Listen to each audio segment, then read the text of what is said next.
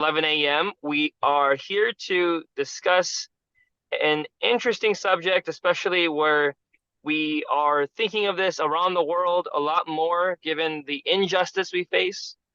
We want to know justice, what it means. In this case, the subject of today's topic is justice, what it means to me. Now, our speaker, Mr. Nasser Rouhani, was born in Iran.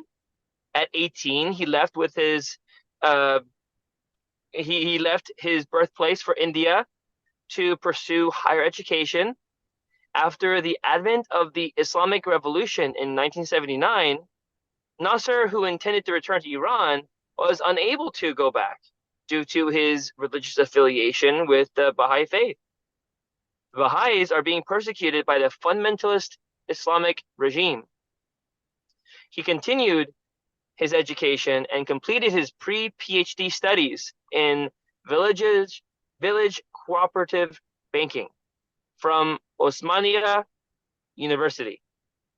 In 1985, after 11 years in India, Nasser and his wife, Parivash, along with their child, decided to immigrate to the United States.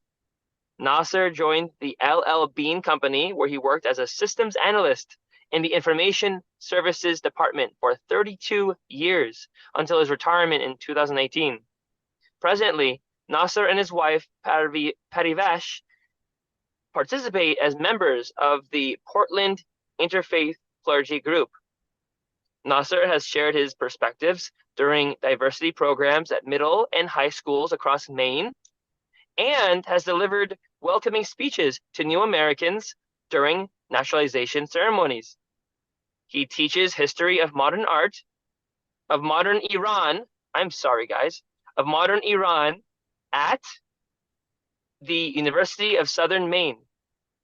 He is deeply passionate about public discourse, social action, and advancing causes related to the environment, racial justice, and civil debate. Nasser and Parivash currently reside in Portland, Maine. Now back to our topic, justice, what it means to me.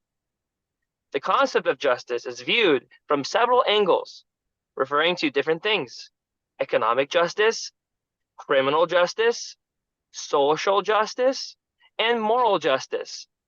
All refer to the same phrase, but touch on different issues. In this thought-provoking talk, we will delve into the core principles of justice, exploring its impact on society and the individual. We will discover how justice shapes our legal systems, influences social policies, and upholds human rights and moral values. With that being said, Mr. Nasser, it's a pleasure to have you here with us today on Clearwater Baha'is. We are so happy that you could speak on this very important subject to us, because as we all know, the Baha'is in Iran still continue to endure very amazing persecution. It's amazing. We can't fathom how it still continues in the modern age, and yet it does. So we thank you for being here today with us to speak, and especially given your background, speaking about the modern history of Iran. We really appreciate you being here to talk about justice, as it is such a burning subject, not just for Baha'is who are being persecuted in Iran, but for Baha'is all around the world. And of course, everyone who has a common sense of not wishing others to be oppressed. Thank you very much. The introduction was the whole talk that I was prepared, and so I think I'm done. We can, except for my gaffes that I had. Sorry about mispronouncing your wife's name and saying you teach modern art. I mean, if you want to, it's open.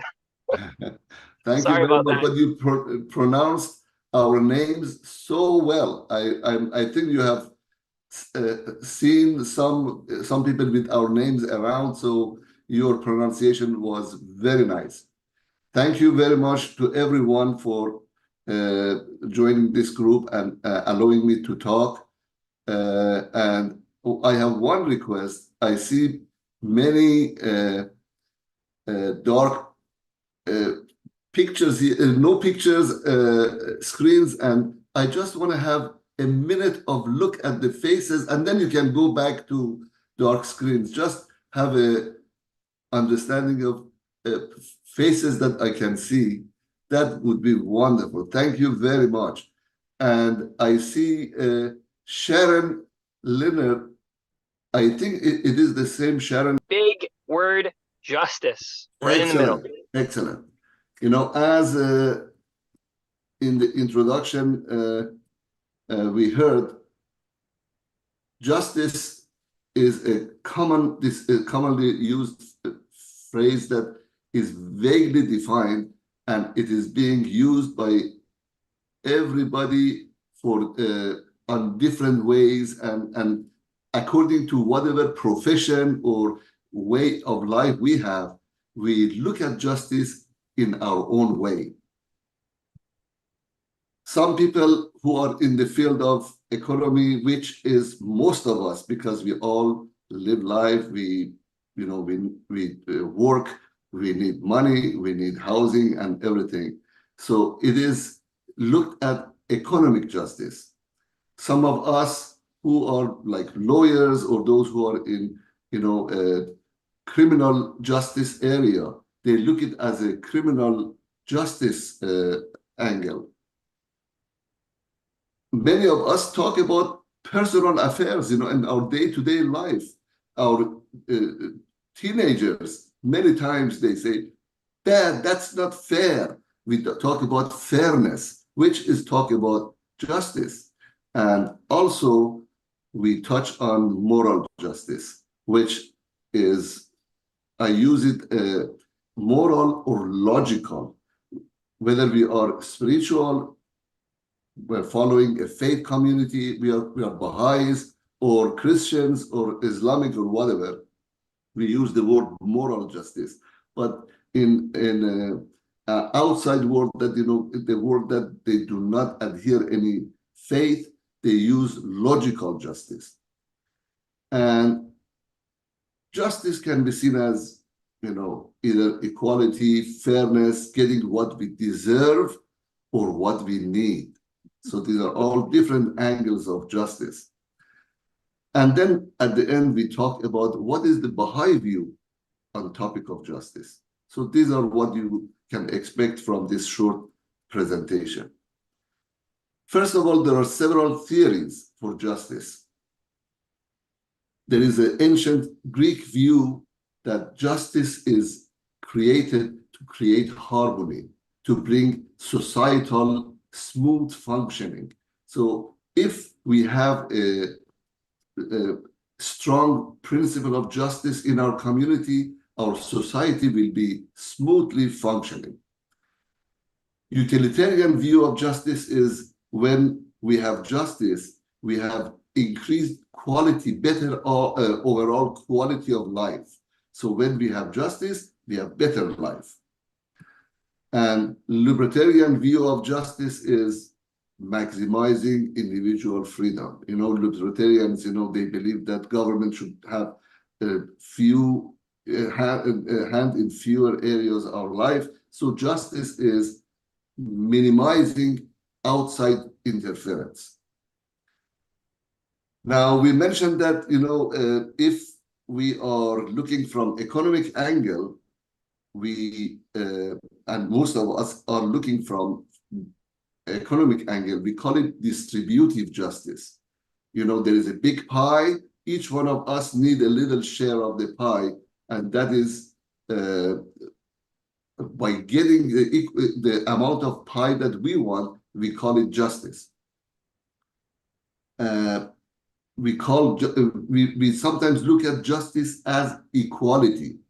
We say that everybody should be looked upon with the equal, from the equal angle. We should not differentiate between individuals. Equality is foundation of justice. Some others say that, well, there should be equity because some people need more than others, and there should be some sort of equity. And the third group say, well, what about us? We are working so hard. We want to get what we want to get, what we earn. We want to keep what we earn. We don't want to give to outside, to the community, whatever we hard earned in our life. Now, I have just a joking way. I say that if our job is such that if we make something like $300,000 a year, definitely we want to go to merit-based justice. We want to have a justice that is merit-based, and we want to keep as much as we have earned.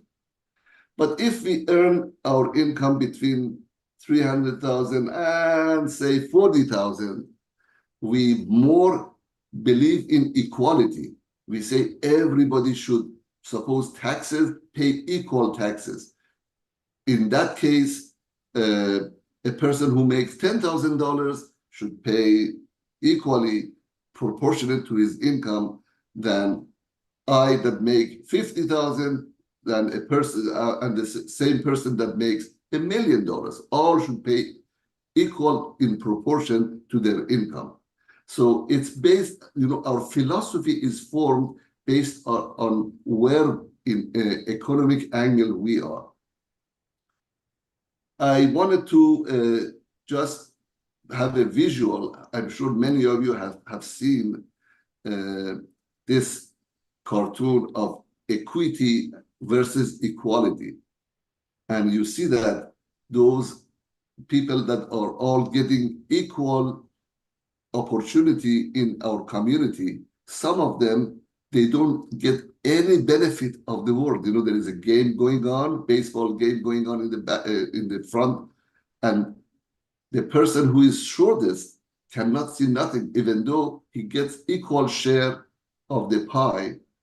But the person who is the tallest, he got same amount of share, but he doesn't need some of it because he can see a lot of the surface. But the one in the middle class, he does everything. And the right side of the picture, it shows again what is equity. Of course, it sounds very reasonable, but many people, including some of us, do not agree with this because the first person on the left, even though he has put a lot of effort, but he is not getting nothing. So this is the subject of philosophy, spiritual training, as well as understanding of the situation in the real world. So going back to justice, equality, equity, and merit-based justice. What is our view? What do you think about what should be done? This is something that is, between the thinkers, among the lawmakers, and as Baha'is, among us as members of institutions. We have to look at these philosophies and look at what is the Baha'i angle about equity, equality, and merit-based. So none of them are black and white. We have to have wisdom of incorporating all these philosophies into in our decision making. Now, when we look at the punishment in the world of law and order, justice and punishment, there is a retributive justice. Eye for an eye. If somebody does something wrong, we have to do exactly the same to that person in the same proportion. So this is a basis for capital punishment. We all know that most of the religious books of the past talk about this kind of retributive justice. And then there is another method of welfare maximization, punishment as a remorse and rehabilitation. The idea is we have to educate the person who has done something wrong to rehabilitate that person. in the Baha'i writings, we read that, Abdul Baha talks about there should be more schools, educations than prisons. And this is something that we really have in the faith, that education is of utmost importance. In some answered questions, Abdul Baha talks about the foundation of sin, or in the non-Baha'i world, we say wrongdoing. The foundation of sin is ignorance. Another outlook of criminal justice or punishment, law and punishment, is deterrence. Law has to have the power to deter crimes from happening. So when we look at this, there may be times that we need prison system to put out a person that is doing something wrong and we cannot educate that person. And then the last one is restorative justice. If somebody does something wrong, has to correct it. If you break a glass, replace it. If you break a wall, build it. So this is restorative justice that, again, in our decision makings, in our day-to-day decisions and in our judgments, all these are different angles of justice that we have to keep in mind. Now comes moral or logical justice. I interchangeably use moral or logical because in a society that we have people who do not believe in issue of spirituality and morality, they say which is logical. What is logical? What is illogical? There are some immoral or illogical laws that are legal. There are some illegal laws that are moral. And there are actions and behaviors that are both illegal and immoral. I would like to tell a joke that some of you might have heard about this student of law that went to his professor, 75-year-old professor, and said, "Sir, I will ask you a legal question, and if you cannot answer me, you have to give me an A." Professor said that this F student, the person who has gained F in my subject, what question can he ask that I cannot answer? He said, okay, he agreed with him. So the student asks the professor, what is the situation when there is an action that is immoral, but it is legal? Or what is the situation that is illegal, but moral or logical? And what is that is neither logical nor moral? So the professor thinks and says, well, I don't know. What is it? The student said, you are a 75-year-old man and you are married to a 30-year-old woman. To me, that's legal, but illogical. Now, your 30-year-old wife has an affair with the guy who is 25 years old, and that is more logical, but it is illegal. And you just gave an A to a person who is friend with your wife, and this action is both illegal and illogical. So, it describes what a dilemma it is that in certain societies, certain laws are legal, but they are immoral. Right now in Iran, Baha'is are disbarred from going to school for higher education, and Baha'is are not allowed to go and work in government offices. They cannot be teachers, cannot be doctors. They cannot do anything. We have a large group of the community of Baha'i faith, about 300, 400,000 Baha'is in Iran, that most of them are masons, carpenters, and plumbers. Nothing wrong with that, but they cannot do anything else. In Portland, Maine, where I am right now, we have a number of those Baha'is who have immigrated here, and they're all plumbers and carpenters. And it shows that how a society can have illegal, immoral laws that are very legal. You know, in America, we had at one point slavery, and slavery was quite legal, but was it moral? Now, let's share. I would like to share back the screen. And so we were here. Now, what is the Baha'i viewpoint on this topic of justice? We are very familiar with this beautiful passage from Baha'u'llah. The best beloved of all things in my sight is justice, turn not away therefrom, if thou desirest me, and neglect it not that I may confide in thee. By its aid thou shalt see,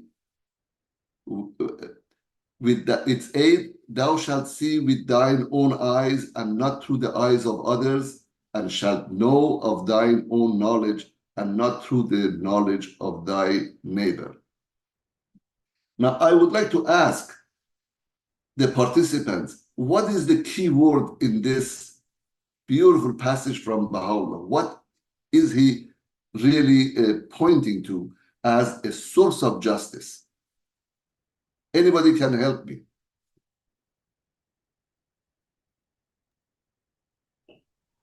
It is independent investigation of truth. Independent investigation of truth. Exactly. Anybody can say in another word. But you are right, Mr. Mazidian. Anybody can say? We must all carry out justice individually. Yes, exactly. Anything else? And it is justice because you are then in a position of having to answer for your decision when you've investigated it and come to a decision and action that, then you're held accountable before God. And that's justice. That is God's justice. Yes, Sharon, thank you very much. You are right.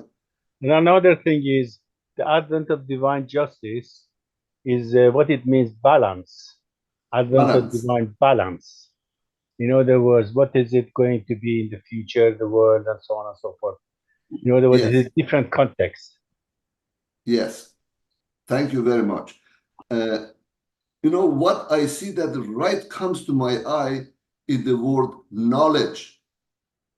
Knowledge is the source of justice.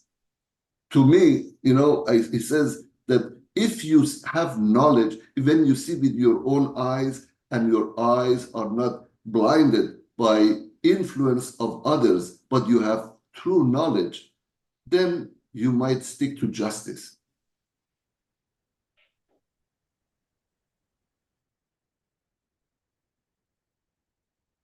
The context of the advent of divine justice is really what is, it is a new, in other words, there is a new balance that in the faith, the cause of Baha'u'llah is going to bring.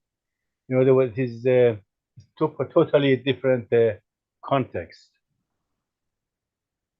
Yes, sir, that's another angle to look at. Yes, I really appreciate your input. Yes, you are right in that. And the second quote that I would like to share with you, and you're all familiar with it, and it is in Iran. What oppression is more grievous than that a soul seeking the truth should know not where to go for it and from whom to seek it? So in other words, the greatest injustice is lack of information, lack of knowledge. And very amply we can today see this in this world that we have so much information surrounding us, but we cannot find the truth. We cannot find what is right, and we have to really work so hard, and still we may not find the right answer to our quest for our search. We have AI, we have artificial intelligence, we have Google search, that we search for some information, but we get answers that are totally irrelevant, sometimes totally misguiding. We turn the TV on, and the advertisements that come are totally, related to whatever the advertiser wants to earn from us. Is all selfish for personal or for company interests. Nothing for truth, for justice, for understanding of people. Sugar is good. The best thing for you is sugar. This is advertisement. Sugar is bad for you. And another angle. Eggs are good for you. Eggs are not good for you. I don't know, whatever you look at, for shopping consumerism, you have to buy this. This is good for you. The more you buy, the more you save. These are all information that is bombarding people from all angles, and that's what we get. And Baha'u'llah talks about information. True information is the basis and foundation for justice.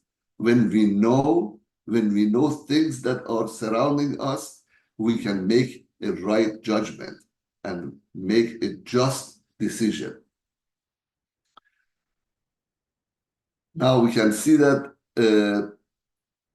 censorship is an area that really prevents justice. Many governments, companies, individuals censor information, and censorship is a foundation of curtailing justice. Free speech is curtailed in so many communities. Suppression of free speech is a way of breaking justice. Persecution of religions and ethnic groups and racial groups. In America we have, in Iran we have, in many parts of the world.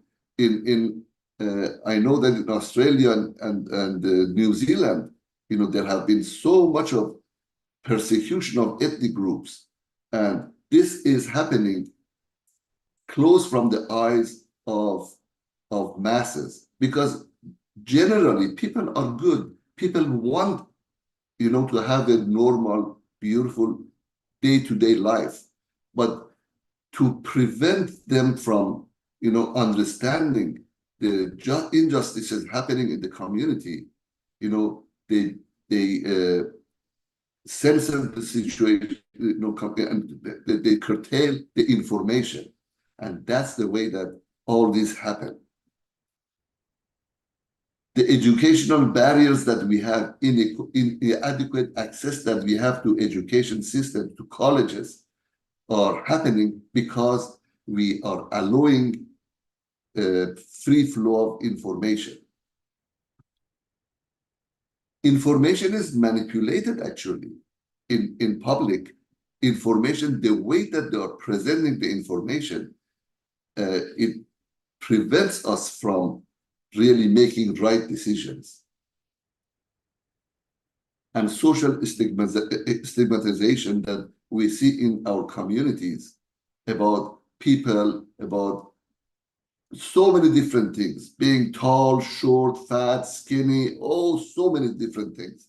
All this stigmatization, male, female, and all that, they all affect justice directly.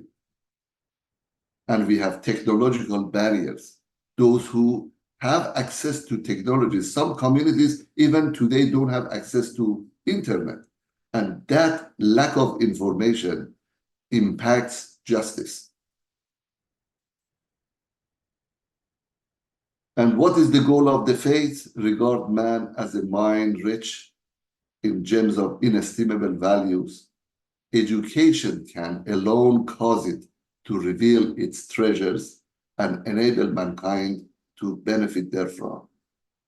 So we can see that all these beautiful quotes from Baha'u'llah, even though they're talking about education, about knowledge, really they're pointing to justice.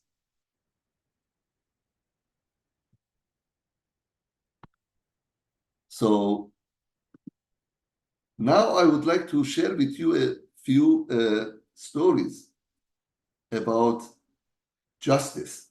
We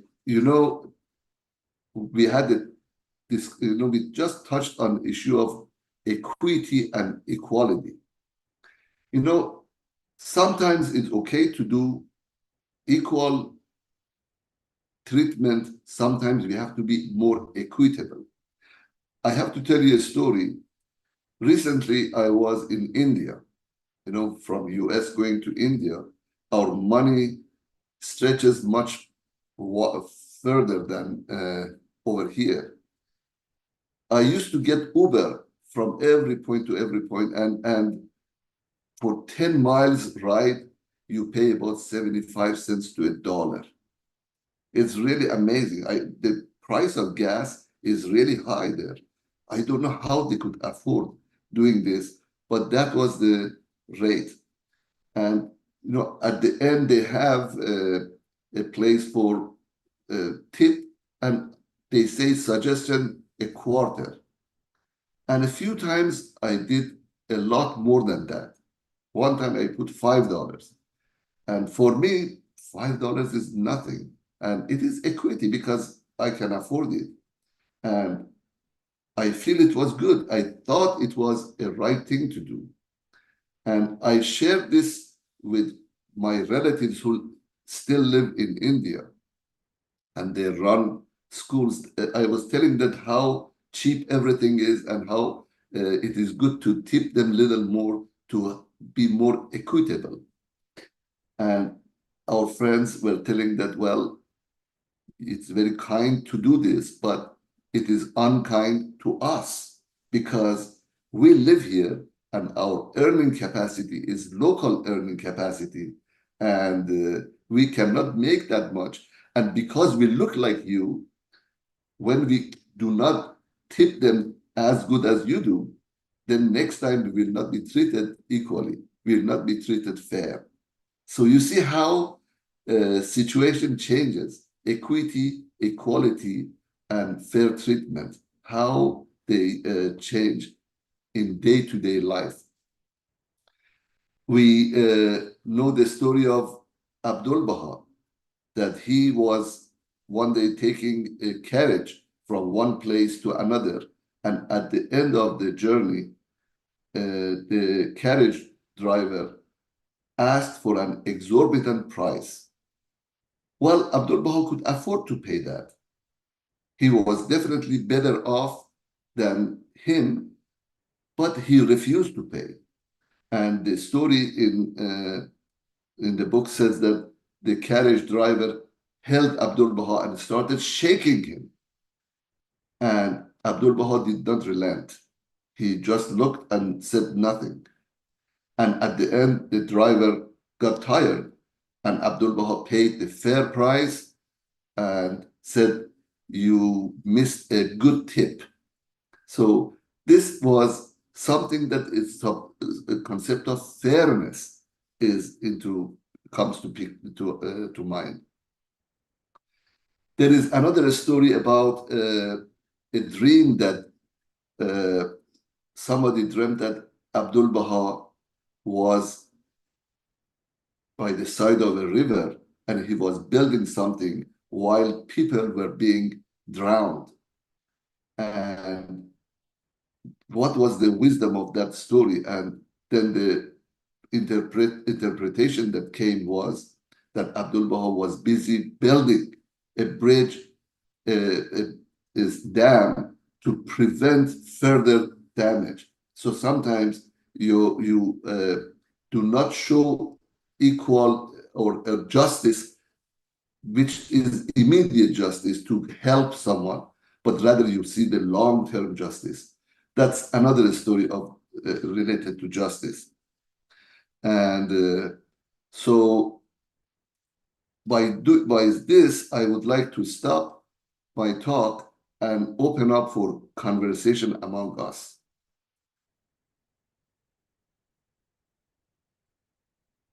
Anybody has any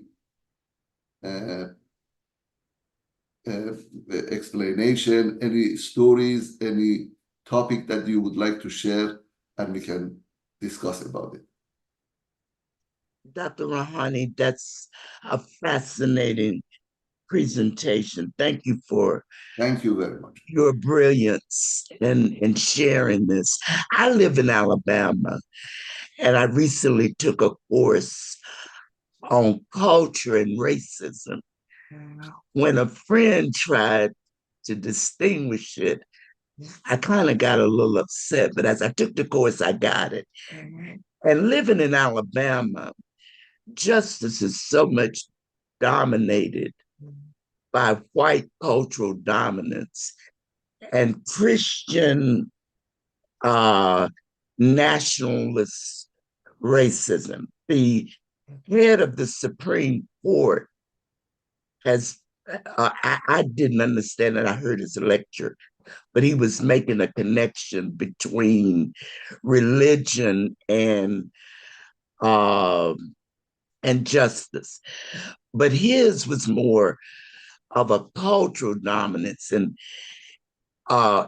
impacts women negatively. But I don't know how much you know about Alabama, but any thoughts on that kind of cultural impact on justice?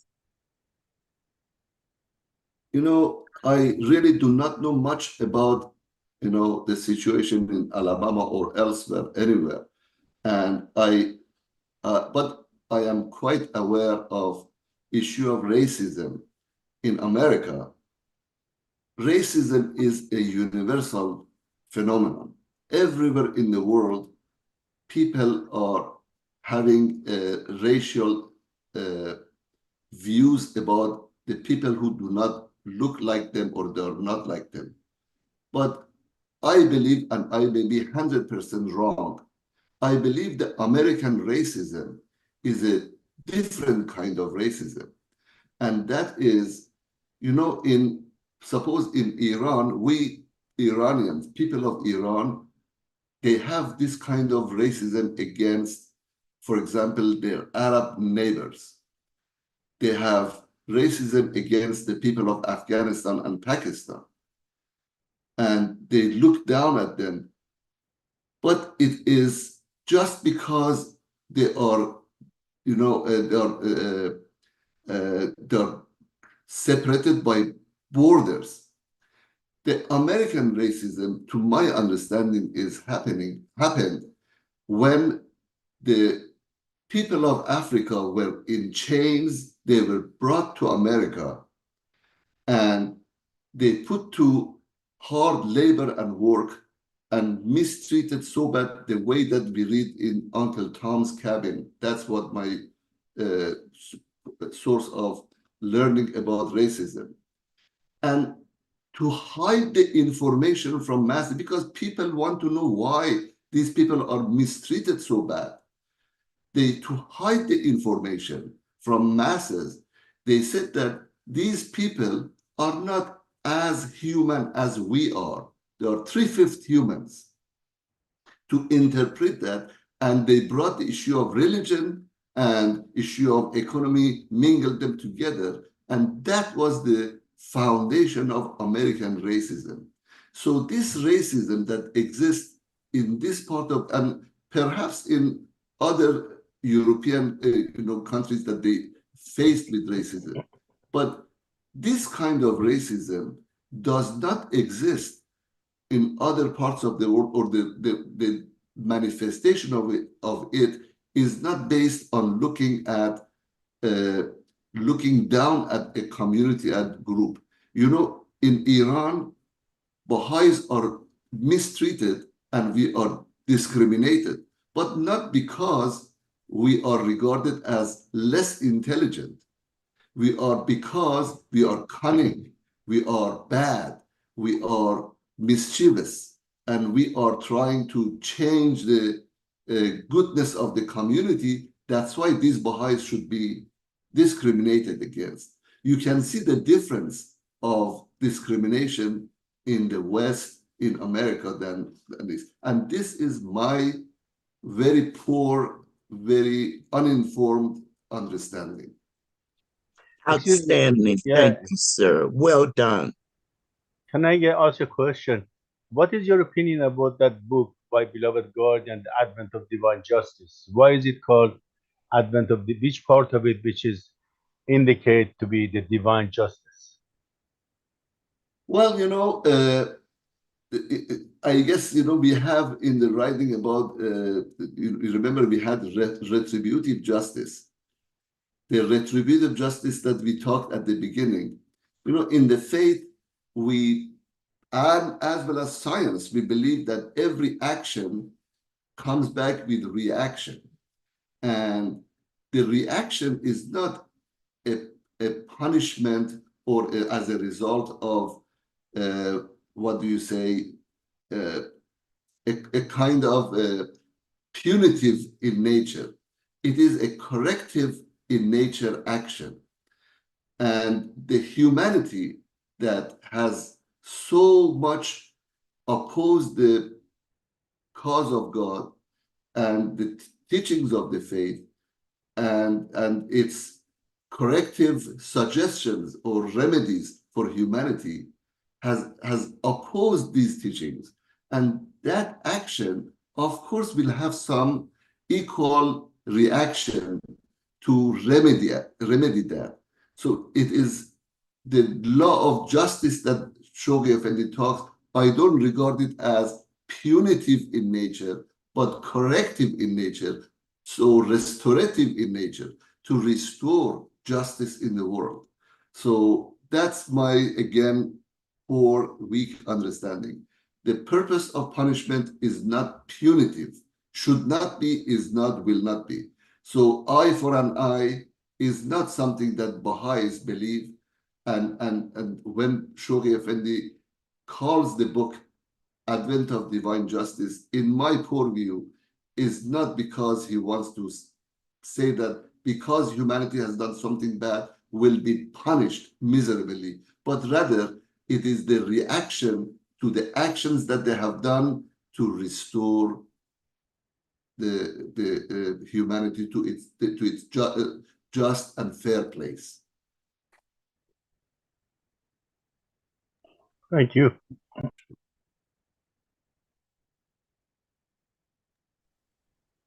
Do we have any other questions? Now, it's my understanding, Nasser, that we're going to have another discussion next week. And is that going to be along the lines of justice, or are you going to be speaking on a different topic? I did not know that I have a talk next week. There has been a mix-up. Oh, okay. Okay. No worries. Yes. Okay. So let me look online if I can look. But if anyone else has any questions or any comments they'd like to make about any portion of the presentation so far, please feel free to ask them or raise your hand. And while I look, give me a minute.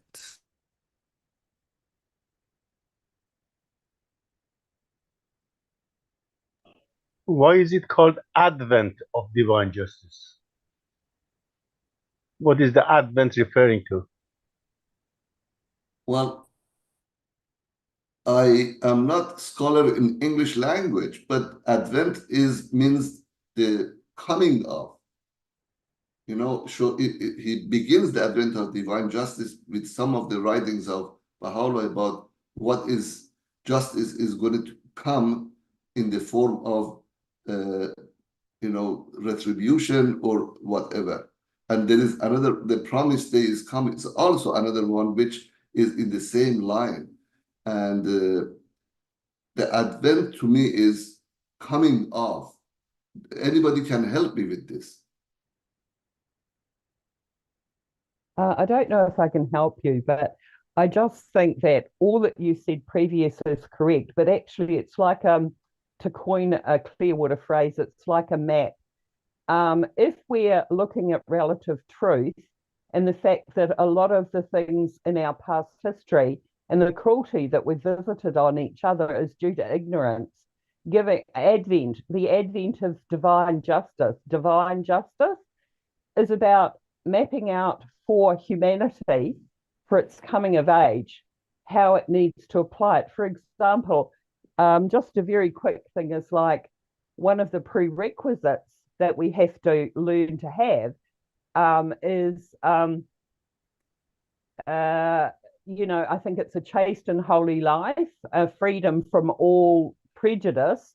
And there's one precursor to that. But just those three things in terms of the discussion around every ill, racism, nationalism, communism, and so on, that book to me, that The Guardian has blessed us with, if we really want to become informed and not do harm to ourselves and others, it's a really good guideline on every level, from the individual to the community to institutional management of justice itself. And it gives you a repertoire of ways to interact and react with people that is, as you practice it, it becomes safer and safer, and actually deals with the lack of justice in our common humanity. So to me, we are so blessed to have that advent of divine justice for 100,000 different reasons. And to me, it's really, a very must-have day-to-day consideration. That's just me sharing myself and my thoughts around that. A rectitude of conduct, a chaste and holy life, and freedom from all prejudice. We're talking about freeing ourselves to be able to live in a just world. So that's just my contribution. I'm not a scholar. I'm just an ordinary person, Indigenous. I know a lot about racism and injustice, and that helps me get by day. So thank you. And I'm so glad to see you. Thank you so much for doing this. Thank you. Thank you, Sharon.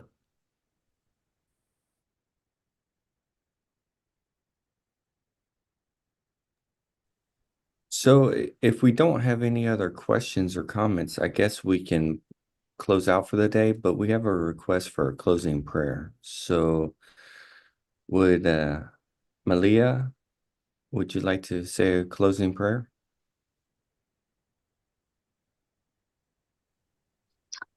Yes, Alaupa, friends.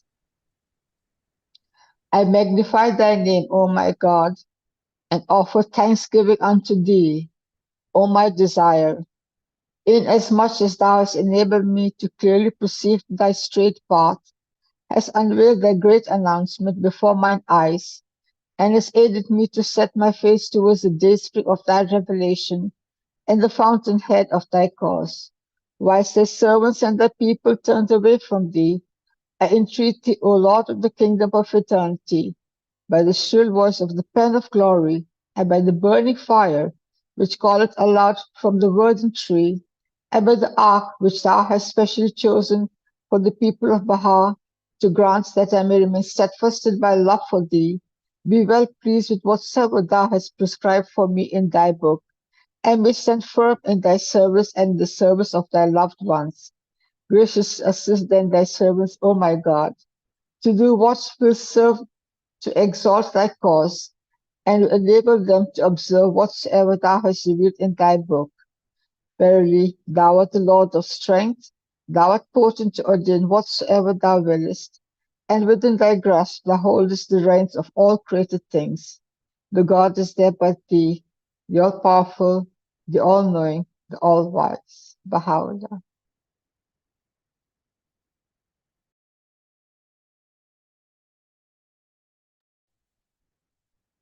Thank you. Thank you, Nasser. We greatly appreciate you joining us. And really, I'm grateful to all of you for your time this Sunday morning. You could do a lot more, and especially some of you are in a very clear, nice weather, and you chose to be in this gathering discussing about topic of justice. Thank you very much. Thank you. Have a great afternoon, everyone.